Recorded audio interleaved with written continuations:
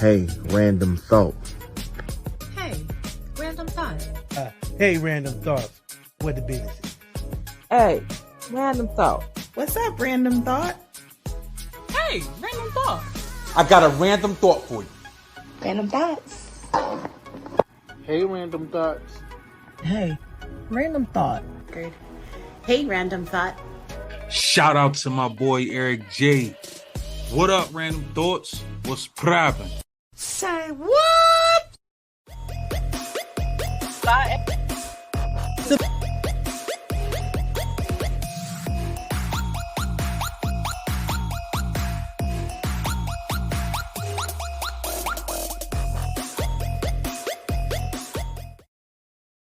What's up, y'all? What's up, y'all? It's your little big brother, Eric G, and welcome back to another brand new episode of Random Thoughts with Eric G.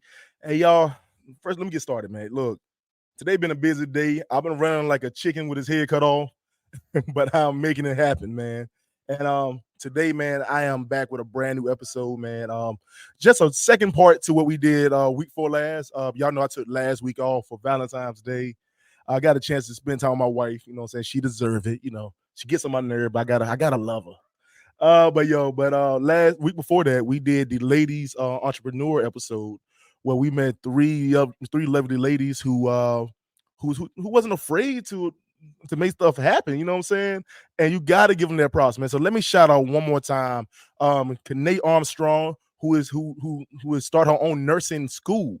Also want to shout out Amron Bennett, who is the owner and director of Opulence Radio, where they do all podcasting.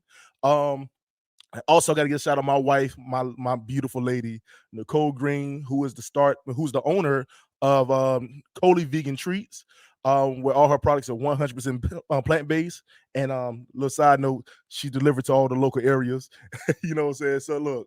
So let's get into tonight's show, man. Look, tonight, man, I brought on this good brother. We've been communicating through Messenger for a while. Man, I'm watching his grind. He's honestly, a lot of stuff that he's doing has been inspiring to me. Just to see his growth, not to see his growth, to see what he chooses to do with his platform and the fact that he's actually out here making stuff happen for other people, not just himself. So let me bring on my boy, man. I'm gonna call him Mr. 180. Hey, yo, Mr. Archie Jenkins, man, bring him in. What's up? What's going on, man? How are you doing? I'm black and highly flavored. How you doing, brother? I am doing well, man. Doing well. I'm grateful to be a part of your platform. Thank you so much for having me, man, and just grateful to be booked, man. Hey, man, look, man, you doing amazing work, bro. Like my platform ain't nothing. I appreciate it. Big shout out to my team. Like you were shouting out your wife. I got to give a big shout out to Mrs. 180. I wouldn't be me if it was no her. So I just thank God for her. And Valentine's Day just came by. So I'm just definitely grateful, man. Right. So before we get started, what was something that Miss 180 got from you? The women deserve everything. So what's something she got surprised her? On Valentine's Day or just in general? Valentine's. I'm gonna say, I know you big bowling. So I'm gonna give you a fun fact, and people might get upset. We don't really celebrate Valentine's Day in my house. We believe love is every day. So I'm not gonna go broke on one day, but I did buy her a brand new Jag a couple weeks ago. So hey, you know what I'm saying? But start this mess over here, man. You asked, but no, we don't. My wife, crazy part was my wife doesn't like Valentine's Day. I actually like Valentine's Day. It's kind of cozy and cool. But then we're on year number 4, and she doesn't. She told me on year number 2, I really don't like flowers. You don't have to buy me no balloons. My wife is dripping in diamonds, so it's not like we need to go out and break the bank for that. So I'm just grateful, bro. Like we just was grateful for each other, as everybody does. If you don't know who I am, my wife is pregnant again, so it's just just grateful for her carrying well, and we're almost at the finish line and just enjoying our baby son that's here. So it was his first Valentine's. So yeah, so just yeah. Hey man, that's amazing, man. First of all, you got me jealous. Now you tell me y'all heard that flex he did. Talking about she's dripping in diamonds. I know damn well you ain't had to say that out loud. He said it out loud on purpose, y'all. He dripping in diamonds. I don't want no problems, man.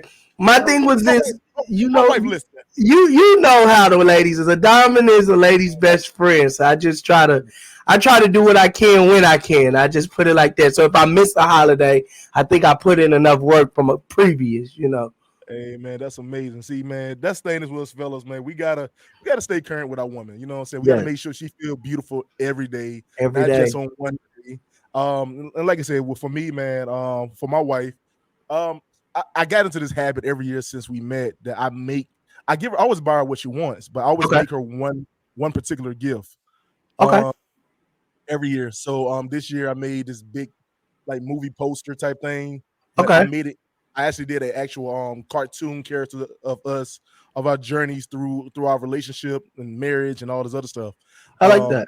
I also gave her everything else she wanted, but I would try to make something that I know that touch her heart because she always loves something that's from the heart. That's dope. I like that, man. I like that. Just give her.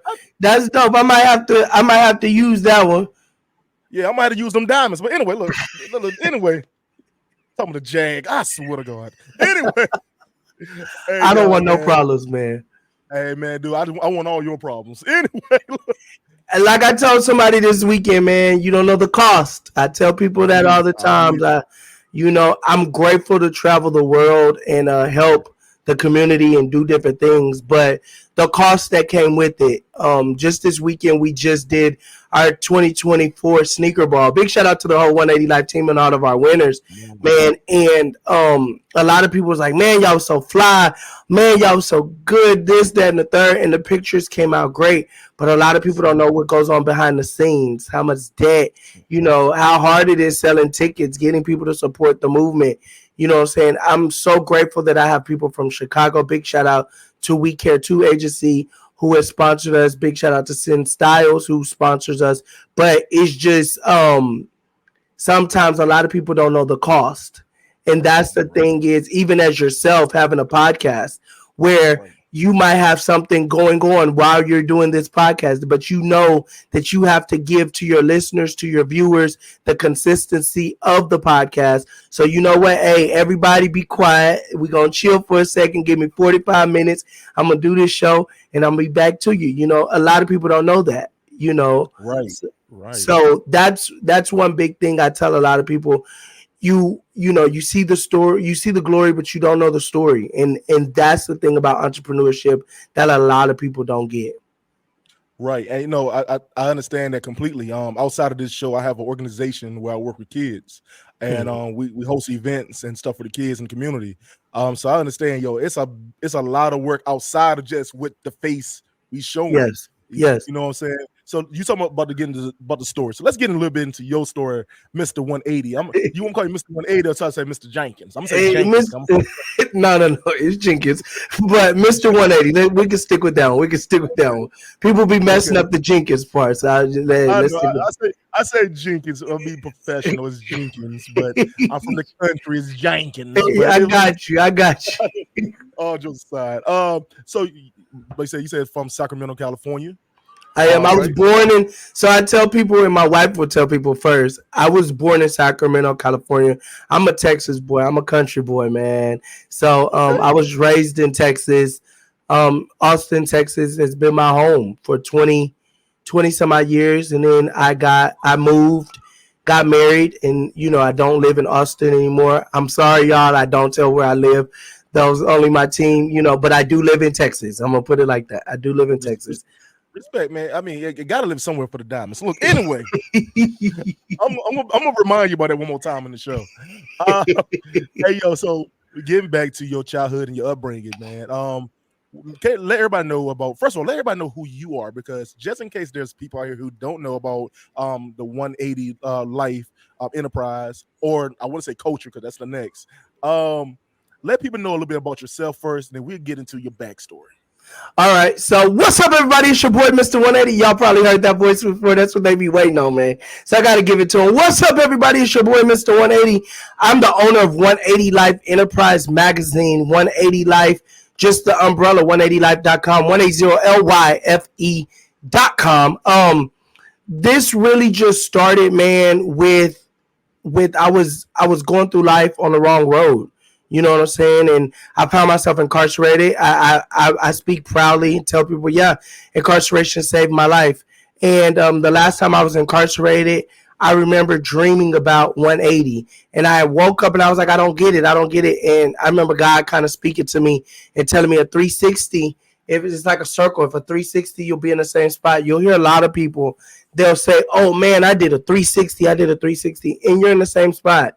So I really had to do a 180, literally change my whole being in life. I had to change my friends, had to change what I drive, how I thought, and it was hard. And so I took the I out of life because I had to stop living for I, and I had to start figuring out why. Why am I living? What is my purpose? What am I supposed to be doing here on earth? And once I figured out, you know, as a giver and a person that's supposed to help other people and connect the dots, God just began to just open up doors, man. I started out in photography. A lot of people know me as the celebrity photographer. Believe it or not, I'm grateful I stumbled into my career, man. I'm not going to even lie to you. I'm not going to act like I went to school and I have all these degrees. No, these are the things y'all see behind me is not degrees. Those are just a lot of the people that I've ran across, and they sign the books that they're a part of that we create here at 180 Life to make memorable things. But how did the magazine come above? I know everybody's like, man. Hold on. We're going to get into that. I don't want you to go too fast. I won't go too fast, all right? Because we're gonna get into that. So let's get back. Hold on a second. Got a message. Oh, somebody said congratulations. I appreciate you. Thank you so much. So let's get into your background a little bit. Okay. Like you said, we all come from somewhere. We all had some kind of past. Yes, sir. To where we at, brought us to where we at now. You know. So as a child growing up in Austin, right? I think the child growing up in Austin, right? Mm-hmm. Okay. What was the things in your community that you seen that played a big importance on your vision of life at that time? So I'm going to be real with you, and y'all know, anybody that does not know me know I'm very transparent on my life. I'm very transparent on my marriage. I grew up in the suburbs of Austin, so I was very sheltered. I'm a PK. My dad is a pastor. My mom is a preacher. She's a preaching woman. Man, why you talk about them separate? Because they're not married to each other. They do have spouses. You know what I'm saying? My papa is a deacon. You know what I'm saying? My other mom, she's a first lady. And so I grew up in the church era. All I knew was church. All I thought the world was about was church, man. So that's what I wanted to be. I wanted to grow up and be a preacher. And that's what I wanted. I didn't get to go to the hood till I turned 17. I didn't know what drugs were. My parents didn't drink, none of that. And I think it was when I turned 15. And again, I did a little research on the platform, but I'm very transparent who I am. So if I'm out of order, tell me, man. So at the age of this is the realest. I want you to be as honest and authentic. You know what I'm saying? Now I'm trying to be polite because I haven't touched yet. So just get ready. I appreciate it, man. I appreciate it. It's in the book, and we're working on our second book. But at the age of 13, I had gotten molested and raped, and from there, I left my parents' house, and I didn't want to be around a lot of people. I was going through mental breakdowns. I was going through this, going through that. My whole mental had really changed in life. I'm not even going to lie to you. The whole sheltered life, I wanted to see what else was out there because I'm in the church and this was happening. Let's just be real, and I'm going to be black and white and transparent. This is what was going on at the church. So if this is going on at the church, I need to get somewhere else because I didn't like it. You get where I'm coming from? And I turned my back on everything that I was raised to believe. And it was kind of crazy because I was like, man, what do I do? I remember I was 17 years old. I was living with Big Mama, my grandmother, and I found myself in jail. Because, and I tell people I don't blame my parents, but I look at it like this aspect. I'm a kid that had everything he could dream of. I was 15 years old. I had a brand new Lexus. You know what I'm saying? My parents had great jobs. You get what I'm saying? I'm 17. They don't buy me nothing. They don't give me anything else. I work, I go, and then you learn that it's harder than what they made it believed to be. You get what I'm saying? Before you know it, I want to keep the lifestyle that I've had my whole life. You get where I'm coming from? And so I started doing things to make sure that I stayed in that lifestyle, you know, and those things were illegal, you know what I'm saying? But as a kid, what did I see around me? I seen church. When I seen people, I would never forget. I turned 16. I had a girlfriend. It's a funny story. I had a girlfriend. She was from the hood, you know, and I was the black suburb kid, you know. So I drove over to the hood to go see my girlfriend every day. You know, my parents didn't know I was going over there, blah, blah, blah, blah, blah. Well, one day she tell the fellas at the hood, I'm going to get my boyfriend to beat you up. I didn't know none of this. I'm just coming over there, you know. And I used to love going to the hood because us suburb people, it just was just so much. Everybody be like, man, if we had the money, if we had this, we would never complain. And it's like, it's a whole different set of drama over in the suburbs where we loved going to the hood because they just love the simple things in life. I remember watching kids kick a ball that didn't have no air in it. And they just ran and played and had a good time.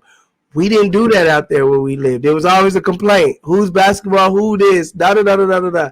Well, long story short, I went over to the hood. I got jumped, man. I got jumped over there in the hood, you know, and they sent me on back to the suburbs. You know what I'm saying? And I told myself. Let me tell you that was now I got jumped twice in my life. That was I'm gonna tell you now. My first time getting it surprised me. Yeah, but that wake up call got me about the second time. Go ahead, brother. I'm sorry. But I told myself I'd never come back over here. I was like, nah, let me stay where I'm supposed to be. You know what I'm saying? But what it taught me was, you know, not saying that I'm better than anybody, but it pushed me to work to stay where I felt comfortable.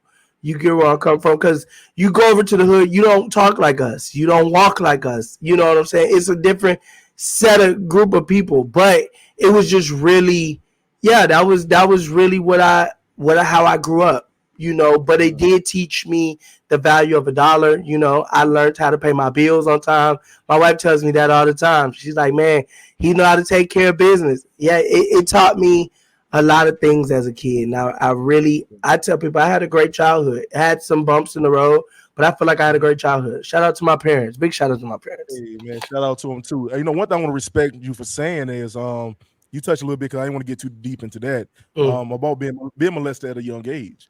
And you know, a lot of things that a lot of men don't talk about is that in our community, that happens a lot. You know what I'm saying? And people don't understand that. You know what I'm saying? So I appreciate you even sharing that part of your story, you know. I tell people this, I don't mean to cut you off. First off, I go on platforms all the time. I'm grateful, and I dare not go on there and act like it just, I'm always in a great mood. I go through mental things. I go through a lot of mental things. Just going through some mental stuff today. But I brought a couple years back, I brought a group of men together, and I said we have to really be transparent in the fact of the things that are going on in our community.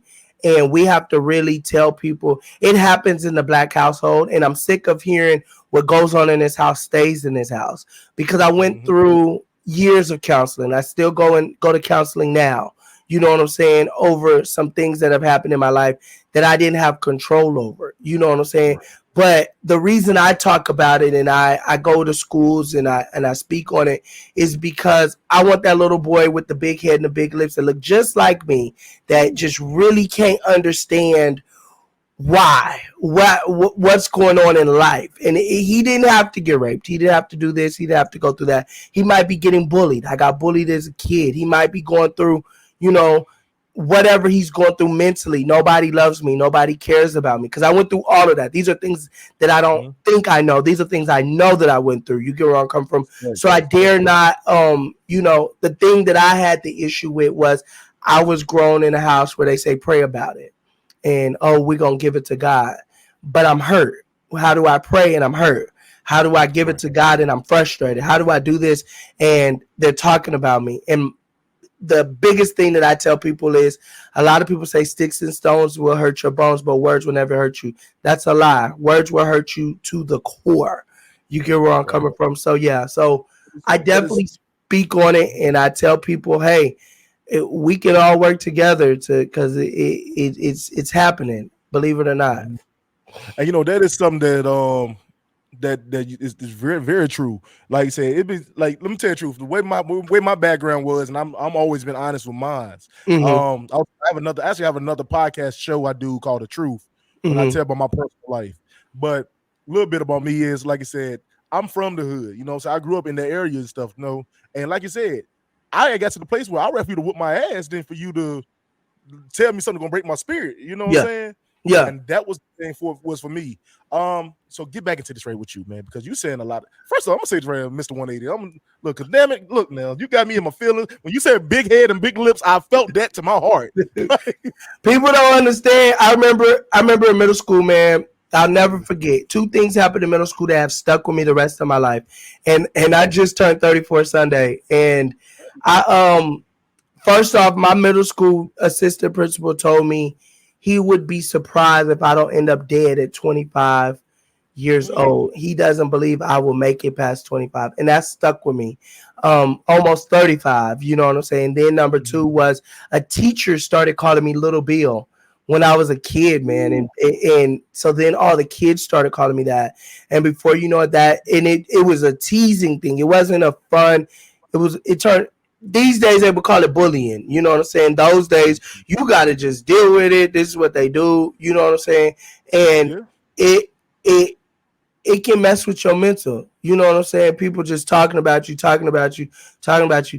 Then when I got older, I do got a big head, I got big lips. The ladies love it. I'm married now. You know what I'm saying? The ladies love it now.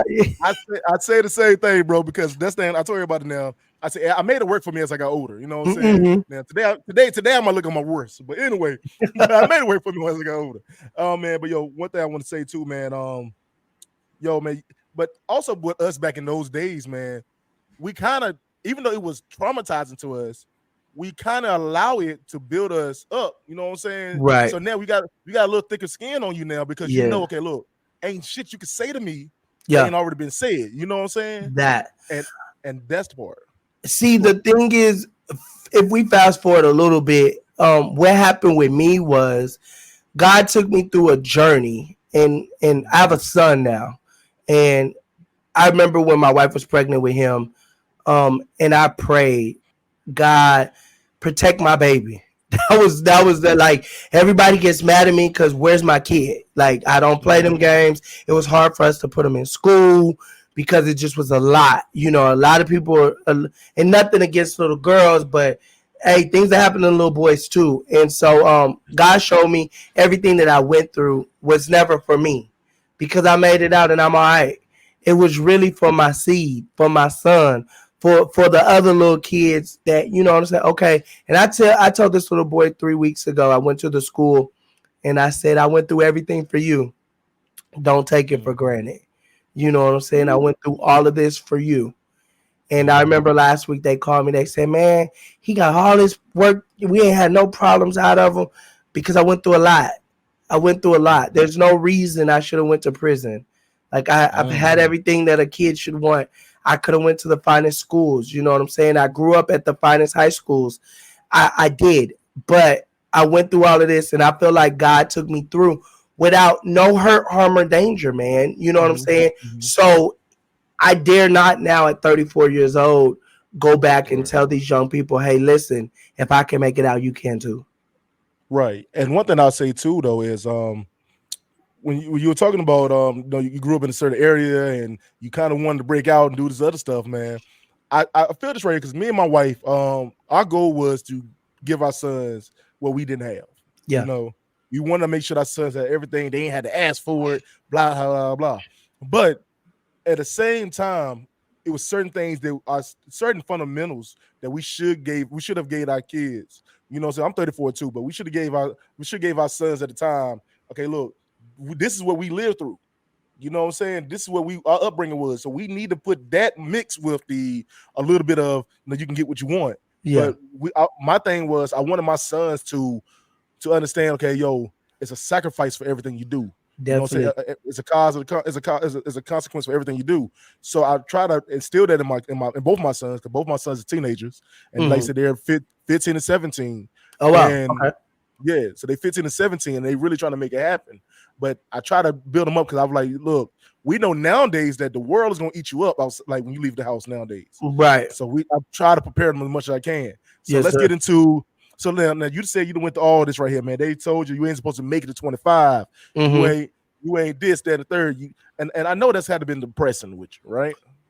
It does. It works with you. It goes against your mental.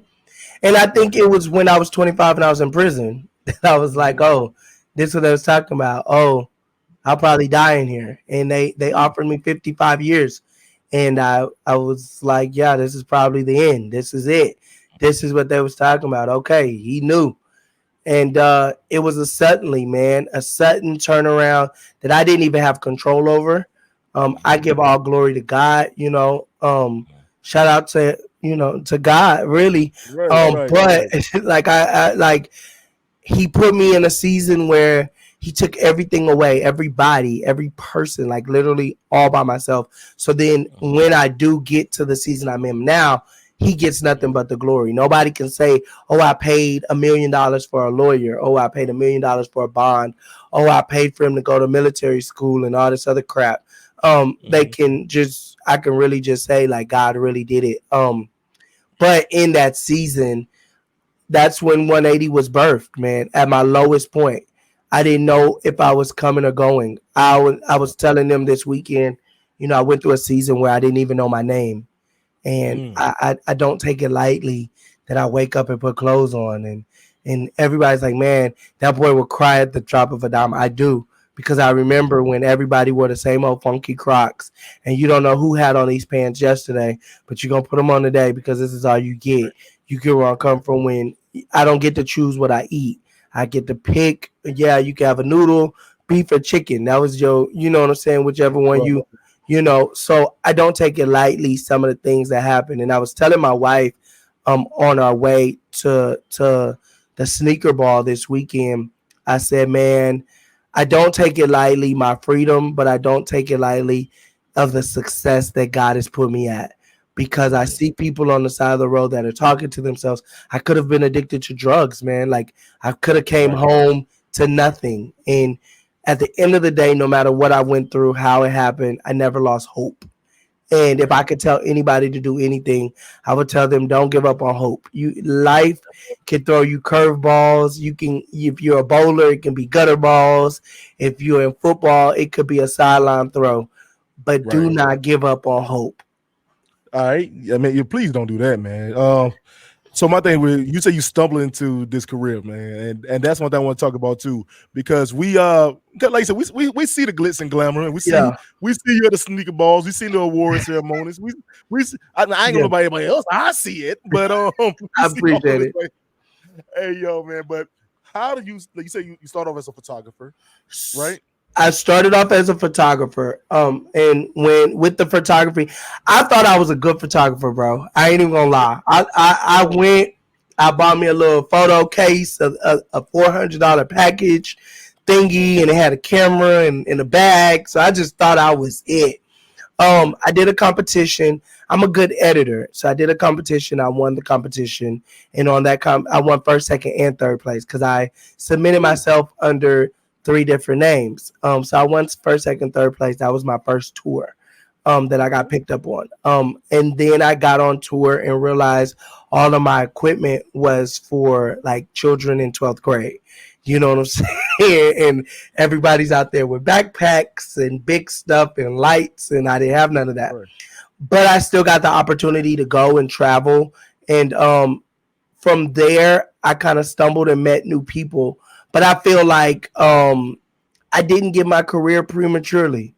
I went and I got blessed with an agent. They seen me out. They said, hey, let's put you in commercials. You look like you could be in commercials. I got booked for a commercial on my first try. And I was like, wow, okay. And at that time, I was in Texas doing a burger joint commercial. And some things that happened, I'm not going to lie to you, some racist things happened on set. It was my first set. And I was hurt. I was devastated because I'm like, man. And at that same time that happened, I got a call from Atlanta from my agent to be flown for Black Panther 2. Okay. And so I end up going to Black Panther 2. I was going to be an extra. When they seen me, they said they didn't want me to be an extra. They wanted me to be a featured background. And then from featured background, I got some camera time. They put me in a spot where I got camera time and you see me in the movie and all that good stuff.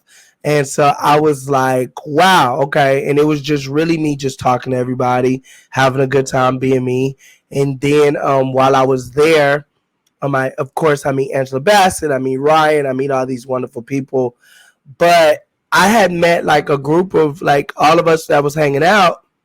And this dude gets into his Porsche, man. And when he got into his Porsche, I'm like, okay, I got a BMW at home, but bro, to be Porsche, you doing something, you know what I'm saying? So the second day I see him get in there, I'm like, okay, you know, don't act like you're impressed. You know, yeah, you be like, oh no, don't act like you're impressed. I mean, I'm doing that right now, but go ahead. All right. What you were saying, it was crazy because, like, with me, man, I don't be knowing who people are. I knew who Angela Bassett was. I didn't know who Ryan was. His wife, they had walked her on where she pulled on set. She comes in a Bentley truck. So I went crazy. Like, this is my dream truck. Like, what's up, homegirl? You know what I'm saying? I don't know who you are, but baby, that truck is dope. And she was like, oh, I'm Ryan's wife. And I'm like, okay. I don't know Ryan, but congrats. And she was pregnant at the time. And she was like, you don't know Ryan? And I was like, no. Well, just know he's the reason why you're here. Come to find out, he was the producer, writer, and all that good stuff. But I asked the guy with the Porsche, I said, hey man, because he was with me. We're standing on this high roof, you know, we're doing our scene. And I'm like, you know, I'm not gonna lie to you, we not making what Angela and them is making. Like, I know what we making, I know we take no, it ain't no Porsche money, you know what I'm saying? It ain't even no BMW money, you know what I'm saying? It's the experience. Like, bro, like, you know, so I asked him, I said, man, what do you do? And he was saying how he had a nonprofit organization to feed over 30,000 kids every year. Okay.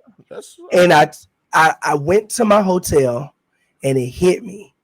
I said, I've been standing next to a superstar this whole time, but y'all didn't give him props. Y'all stopped when Angela Bassett walked in.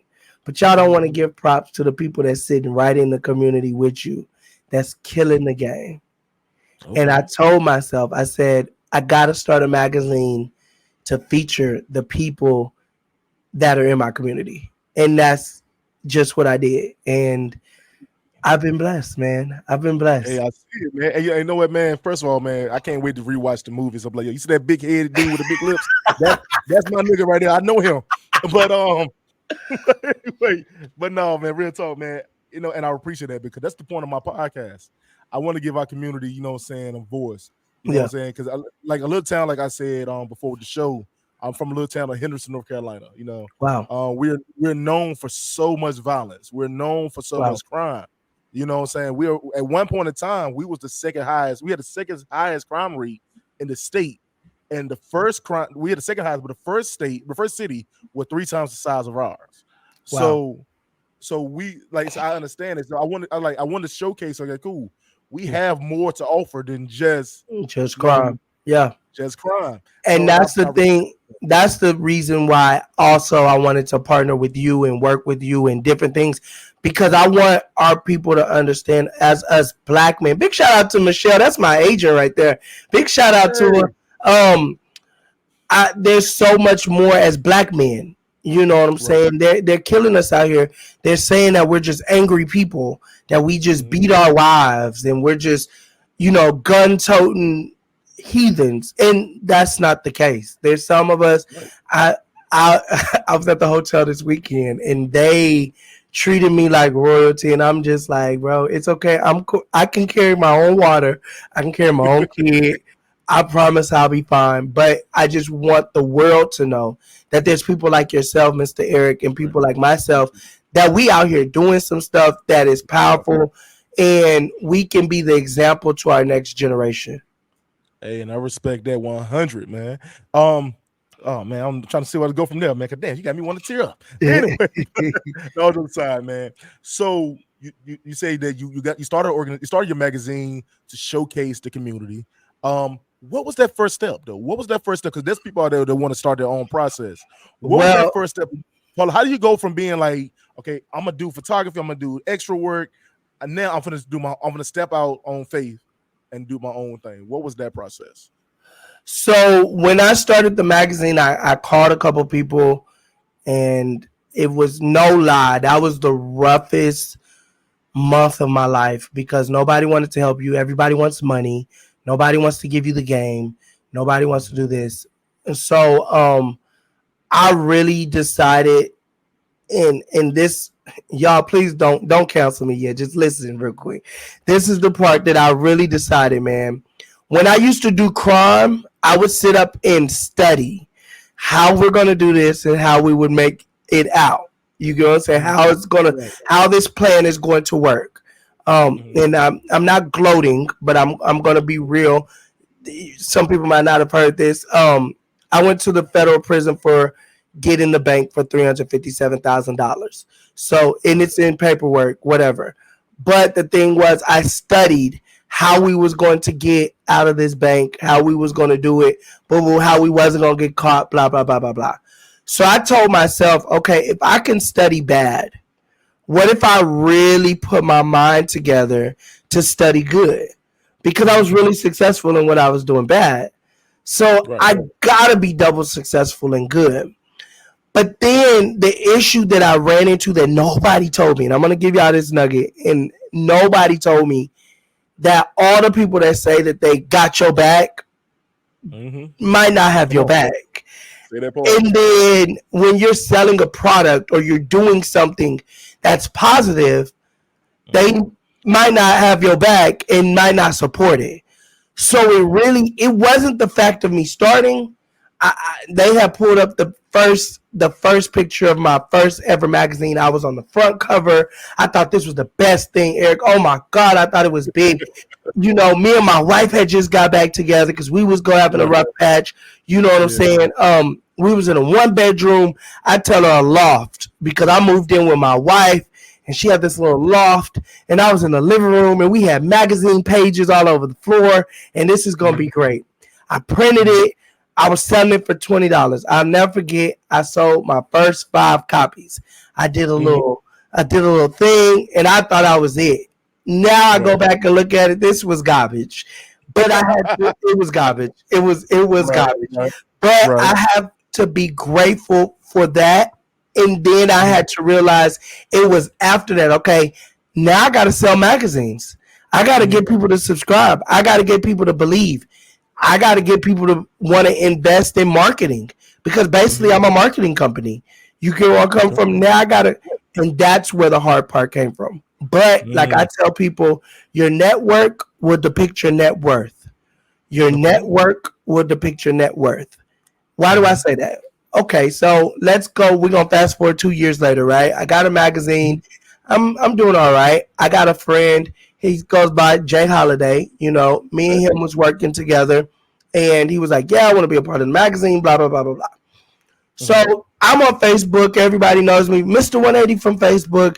A management company came and said that there was a guy that wanted to be a part of the magazine, whatever. My team works it, da-da-da-da-da. Right. Didn't know that this guy was in Canada. So this guy buys his magazine. I think he bought 100 copies. He's in Canada. So now I'm in another country. Okay. So now I'm starting to get calls from Canada, and I'm like, who gave my number out? How, you know, so I'm having that issue going. And I'll never forget, it was after my son was born. It was 3 weeks after my son was born. I get a voicemail that says, hey, this is bleep, bleep. You know, I can't say their names, but with After 7. I need you to give me a call. Mind you, I didn't know who After 7 was, never heard of them, blah, blah, blah. Come on, I didn't, bro. I don't be knowing nobody. You got to know that. Ooh. You got to know the guy. Now, look, I'm old, but I ain't that damn old, y'all. We know. We the same age. So I told my wife, I was like, some group called After 7 called me. And she like flips out in the car. Mind you, she had just given birth to my son. Do you know who that is? I'm like, no. So I'm calling people. They're like, this is a big deal. So long story short, what happened was, this is how they got my number. What happened was the young man in Canada had gotten my magazine. He was in the magazine, right? So he buys my magazine. What I didn't know was he got an opportunity to open up for Usher. Usher was in Canada performing. He opens up for Usher. He gave Usher 5 copies of my magazine because he was in it. Usher sends my magazine to a guy named L.A. Reid. L.A. Reid sends my magazine to a guy named Babyface. Babyface called his brother named Kavan, who is part of After 7. The reason I tell you this is because all you have to do is take that one step. You never know where that next step is going to come from, where that one opportunity. And literally, June, I went on tour with After 7. And yeah, we've been rocking since. God has opened doors. I went on tour with Drew Sidora.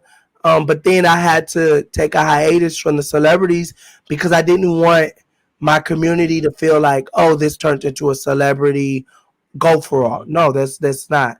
But like I tell my community, when I do work with Fantasia and I went on tour with Patti LaBelle and I met all these wonderful people, I'm giving them the magazine. So if you inside, do understand they will go through the whole magazine. They teams go through the whole thing. So it's really it was really showing up. You gotta, like I tell people, be consistent.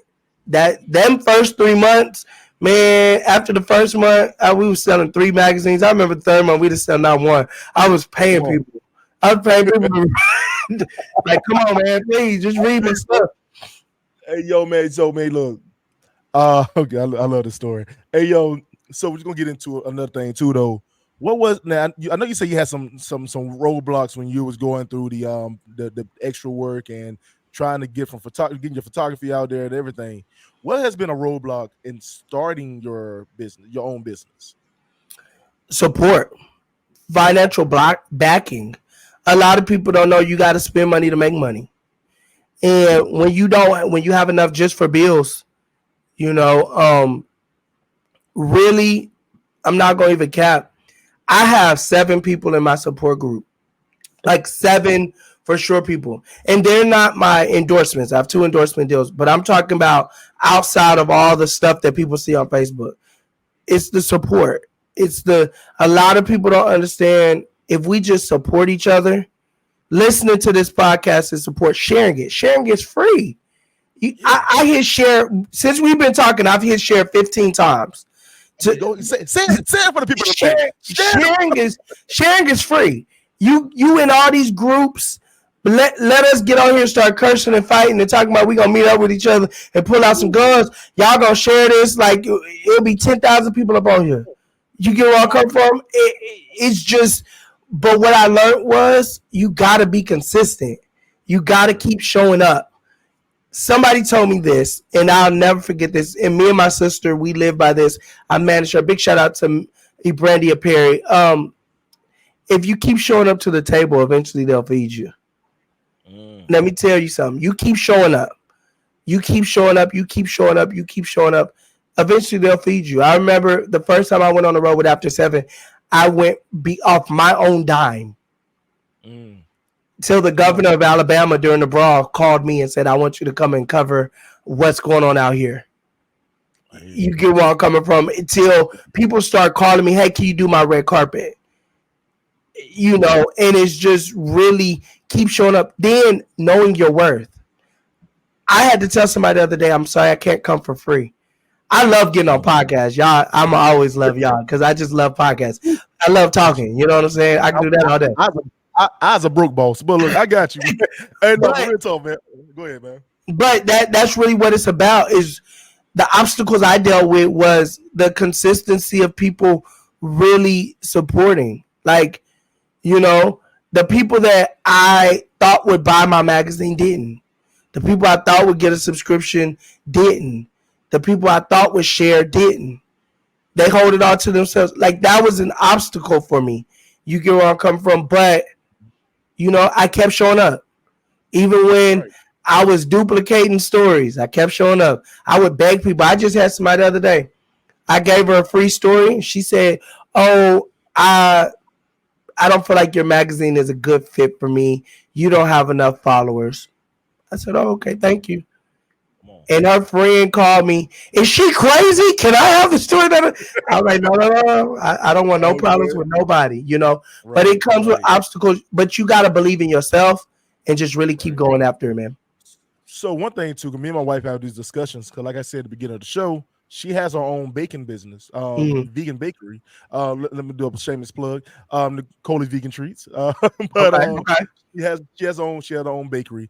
And one thing we discuss a lot is trying to live your dream, but also know you got responsibilities. You know, that's been one thing we've been both talking about a lot because we both have dreams that we want to live. But at the same time, we still have 2 kids. We still have a house to take care of. We still have all the stuff. So we got to keep a regular 9 to 5. Yeah. You know what I'm saying? So what do you tell people who's trying to, who's telling them, like, maybe I should just jump out on faith, quit my job, and just focus on my dream? So it comes to consistency. This is a double question for me because I'm 100% entrepreneur. I don't have a 9 to 5. This is what I do for a living. But I'm going to say this. God will give you, a lot of people say jump out on faith. I had a lot of friends do that during the pandemic, and now they're back working their 9 to 5s, and they was embarrassed to tell people they was closing, this, that, and the third. And I told them, y'all can't come live with me. I'm sorry. Like, I love y'all to death, so you got to go figure it out. I will send a little bit for the daycare, but the rest of, like, you got to figure this thing out. But I would say budget. I would say savings. Me and my wife, we went through, we're very transparent with our life, but we went through it because I'm building an empire. And, you know, sometimes my wife has a very good job, you know, but sometimes she didn't. When she had my son, my wife took off for 8 months. My wife took off for 8 months, and half the time wasn't being paid. And the thing was, okay, I have to budget what I'm doing to make sure I can take care of my family, you know, but it comes with juggling and budgeting. It comes with really saying, okay, hey, do I have enough saved up to handle 3 months of rent here? Yeah, we're trusting in God, and handle 3 months at home, depending on what you're doing. You get where I come from. But like I tell a lot of people, how do you quit your job and still maintain? You have to work your business more than a 9 to 5. It's a 24-hour grind when this is all you do. I'm up at 2 o'clock in the morning on meetings. My wife will tell you, hey, he ain't been asleep. He's on a project right now. You know, a lot of people say, oh man, I want your life, but you don't want to get on the 5 o'clock plane in the morning to be on set at 7, and I got to be back before 10 because, hey, my wife is tired and she's pregnant and she can't be up all night because she's trying to do, those are days that, you know what I'm saying, I'm pushing myself harder because I still got to encourage everybody, and I got to do this, and I got to be Mr. 180, and then I got to still come home and be a husband and a father and a this and a that. So you just definitely, for me, is I wish somebody had told me to have a savings. But I'm not going to lie, when I lost my job, I quit it, but I lost my job. You know, it was a racial slur put towards me, and I couldn't do it no more. And I had in my mind, this has to work. Me and a big shout out to the Hendersons, Pastor Patrick and Allison Henderson. They have a book called We're Married Now What? And in that book, it says, hey, who's the breadwinner? I'm the breadwinner in my house. I'm blessed to say I make good money. You know what I'm saying? And when it comes to 180 Life, I have to make sure that I'm making the right decisions, not just chasing after my dreams. You know, that ended when that little boy came out. You know what I'm saying? Like that's what I want to talk about too, real quick. I know we're gonna wrap up soon. Now I'm gonna ask you the same question I asked everybody on the last show. How has your child, and you know you about to have baby number 2, and I know your son is young. He 10 months. Your son, I know, right? I seen him. I'm like, Lord Jesus, man, you shooting the club up. Anyway, so so how has your son motivated you to take it to the next level? My son has pushed me hard, man. The hardest part for me, because my son's a daddy's boy. So my son love his daddy. Like everybody be like, man, he's a mom's boy. No, he's a daddy's boy. But I do this for him. Because I want him to have the finer things in life. I want him to, you know what I'm saying? But he's pushed me to, there's been times y'all see me on Facebook and he's strapped to me. He's strapped to my wife and we out taking pictures. We're doing a whole production shoot, you know, and we was on Tyler Perry Studios and Junior was strapped to us. She got tired of holding him and I strapped him to me and we were taking photos like it was the thing to do because we couldn't afford the nanny yet before we could get the nannies and the babysitters and stuff like that. But the thing was, he pushed me to say, you know what? This is how I eat. This is how we eat. And this is how it's going to be. But he pushes me so I can tell him, hey, son, when you was little, it was little. But now that you big shout out to Marilyn Simmons. What's going on? Now that you bigger, this is what it can turn into if you chase after your dreams and don't give up. Right, man. See, that's amazing, brother. I salute that, man. 100%. Yes, sir. Especially our black sons, man. We need to see a black male role model. And that's my thing. I want to say that it's not about where you come from, but about where you finish. You know what I'm saying? And not how you start, it's how you finish. Yeah, I mean, we grind hard, man. We did it for a reason. We sacrificed a lot. Them days in that cell, you said, look, man, damn this is better. It's more than life. You know what I'm saying? And I give you all the power to that because you took your negative and made it to a positive. A lot of black guys our age succumb to the circumstance around what we got going on, you know? Yes, sir. And I tell the same thing. I lost my mom as a young age. I lost my grandmother behind that. That's life, man. I lost my grandmother behind that. I went to stay with my dad. After that, I became homeless. And I said, look, I got to turn my life around. And I got up every day. I'm nowhere near, you know what I'm saying, having a Jaguar. But anyway, I'm nowhere near that. But what I am saying is that where I'm at in my life is what I only dreamed about 10 years ago, 11 years ago, you know. And so I salute that for you too, bro. So before we go ahead and wrap it on up, man. Now, Mr. 180, now, let me say this right here, bro. Because you done shared some stuff. You done dropped some damn names in this damn podcast. And I'm sitting up here trying to connect the dots. I'm mad. But anyway, what is up next, man? Because I know you got some big plan, brother. Well, I'm glad you asked. I'm ready. We are headed to Chicago. 180 Life is headed to Chicago. We have partnered with We Care 2 agencies. We are doing the Survivor Awards. Let my team, I'm going to have my team reach out to you because I definitely want you there, man.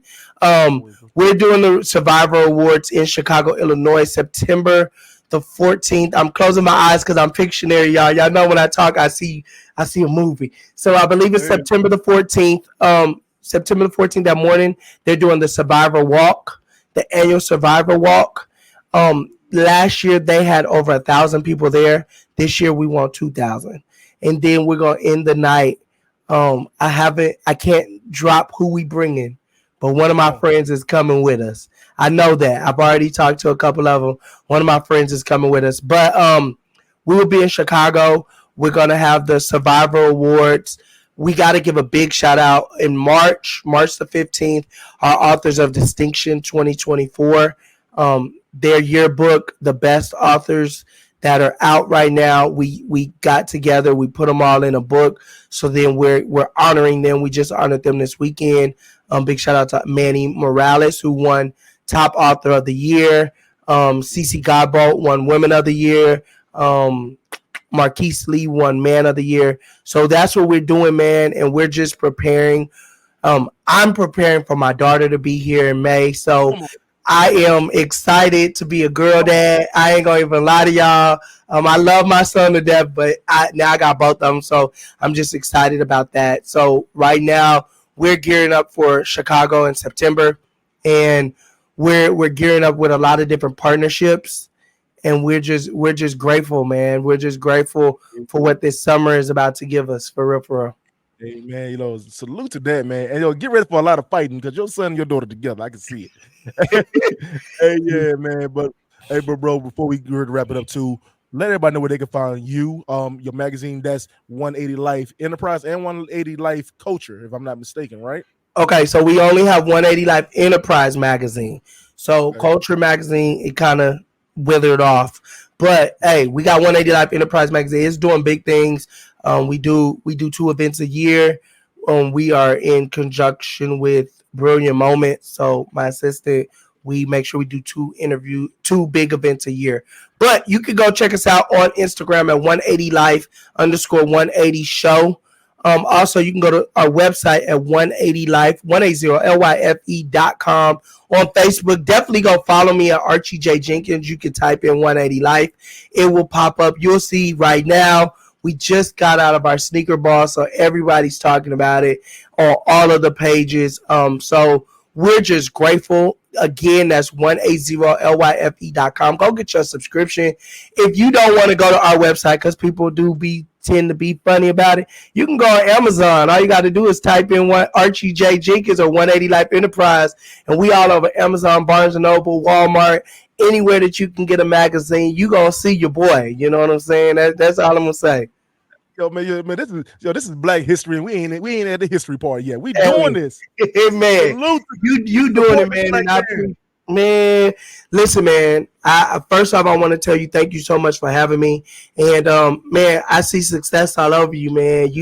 I love the transparency, and I know that you got it. So definitely thank you so much for having me. And man, like you said, it's Black History, man. You keep making history. You doing it too, bro, man. Yo, man, let me tell you about this. Is my new brother right here. I don't give a damn what nobody say. Big head, big lips. We in this. Hey, we in this thing, man. We in this thing.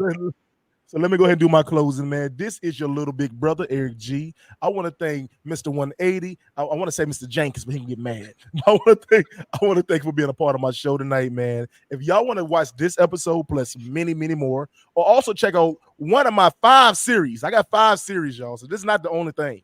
You know what I'm saying? Check out, as a matter of fact, when I leave off this show, I got my music show next, which is going to be on local spotlight artists, which I'll be interviewing the one of the best rappers right here in North Carolina, Ty Harris, and Harris with a Z. Hey, look, man, I want to salute everybody. Check out, like I said, Random Thoughts with Eric G on YouTube, also on TikTok and on Instagram. That's Random Thoughts with Eric G. Also find me on all platforms. I mean, all my shows, all platforms. You see this big dude with a big head and big glasses? That's me. Hey, y'all, man, look, I thank y'all. And like I always say, God bless you. Peace.